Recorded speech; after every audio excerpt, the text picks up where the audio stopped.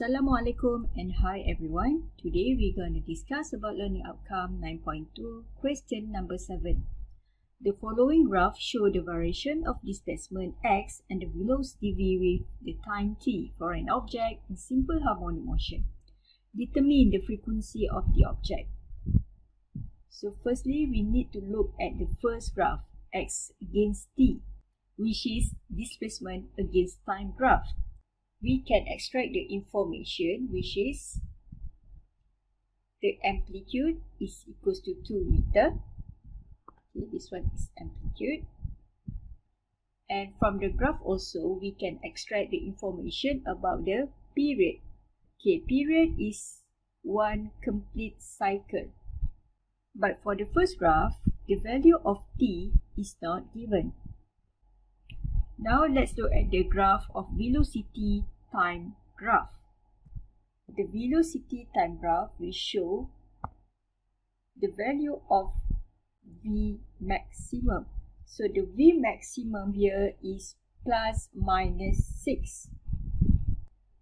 Now let's write down all the information given from these two graphs. We have the first one is amplitude, which is 2 meter. And then we have the V maximum equals to plus minus 6 meter per second. From the V maximum equals to plus minus A omega, therefore 6 equals to plus minus and amplitude is 2 meter. Then we can get the value of omega. Omega equals to 6 over 2, which is 3 radian per second.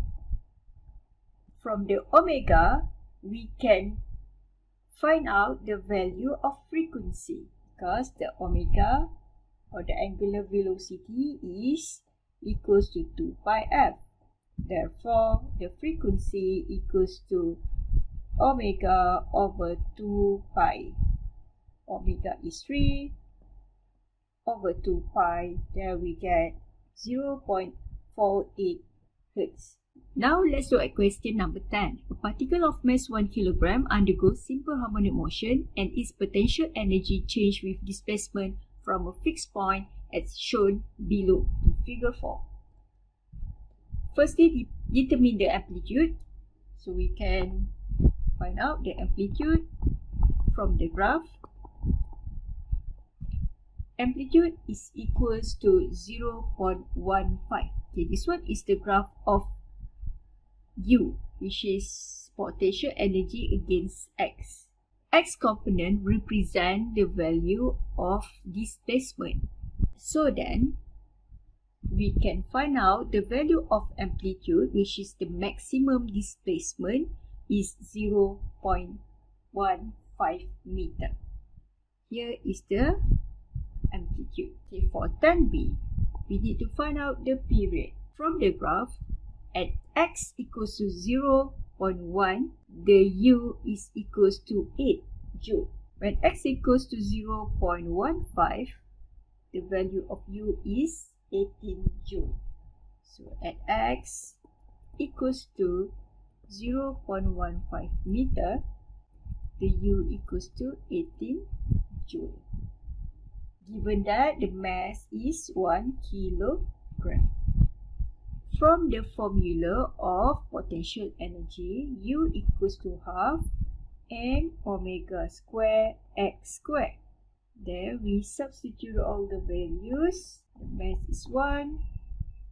Then the omega times x must equals to 18. Therefore, the omega will equals to 40 radian per second. From the angular velocity that we get, we can find out the period because the period is equals to 2 pi over omega. So 2 pi over 40 and the period will equals to 0.16 second. C. Determine the velocity of the particle when x equals to 0.1 meter. Okay, so at x equals to 0.1 meter, the U is equals to 8 joule and the mass equals to 1 kilogram. We know from the formula the total energy is equals to kinetic energy plus potential energy. Therefore, the kinetic energy is equals to total energy minus potential energy. The total energy is equals to 18 minus the potential energy is equals to 8. Therefore, we get the kinetic energy is 10 joule. The value of E total and the potential energy we get from the graph. From the formula of kinetic energy, half mv square, we can relate it with the value that we get from the top. Therefore, we can get the velocity. Lastly, we get the V equals to 4.47 meter per second. For question D, determine the force on the particle when x equals to 0.1 meter. We can use the formula of F equals to m omega square x. The mass is 1 kilogram. The omega is 40 radian per second. Okay, this one we get from the previous question. And the x is equals to 0.1. We calculate and then we get the force is 160 Newton. That's all for question number 10. Thank you.